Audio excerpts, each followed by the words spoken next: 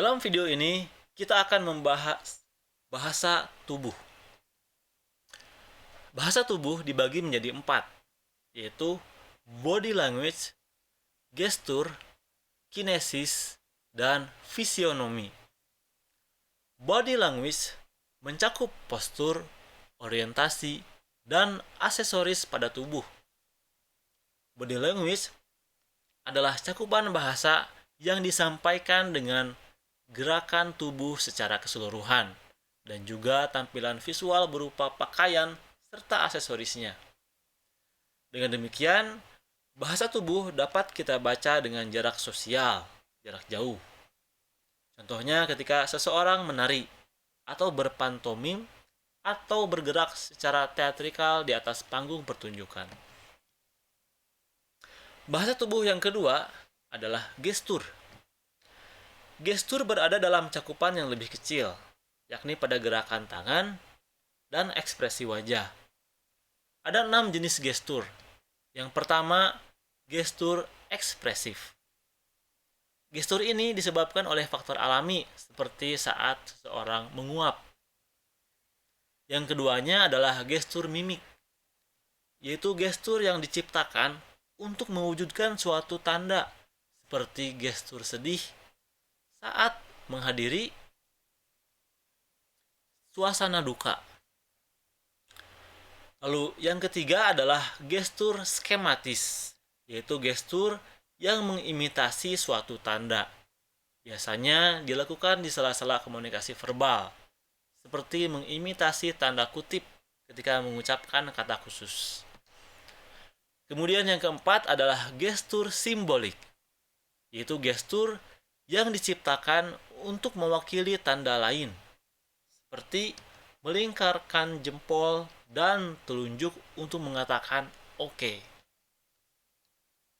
Yang kelima adalah gestur teknis, seperti saat tukang parkir mengarahkan kemudi pengendara yang akan parkir. Dan yang terakhir adalah gestur terkode, seperti gerakan-gerakan polisi lalu lintas atau gerakan sandi semafur dalam pramuka. Bahasa tubuh yang ketiga adalah kinesis. Hampir sama dengan gestur, namun kinesis biasanya dilakukan dengan pergerakan langsung.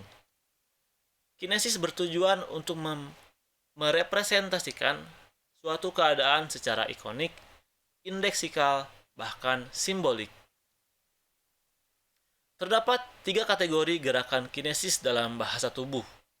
Yang pertama adalah kategori tanda tak suka.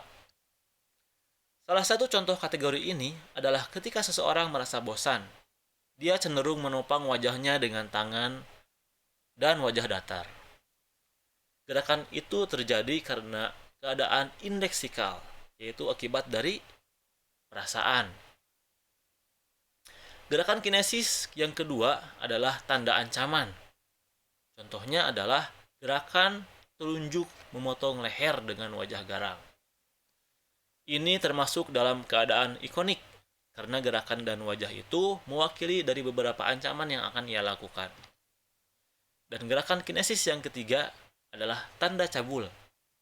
Gerakan-gerakan dalam tanda ini timbul karena ada maksud dalam lingkup seksual. Contohnya adalah menjepit jempol di antara telunjuk dan jari tengah. Gerakan ini termasuk dalam keadaan simbolik, karena gerakan itu dimaknai berbeda di negara lain. Dan bahasa tubuh yang terakhir adalah fisionomi. Fisionomi adalah suatu keilmuan yang mempelajari karakter seseorang dari tampilan fisiknya, terutama pada wajah. Wajah dijadikan tanda visual untuk menjadi acuan menafsirkan watak seseorang. Contohnya, orang yang berwajah sangar yang diartikan orangnya galak.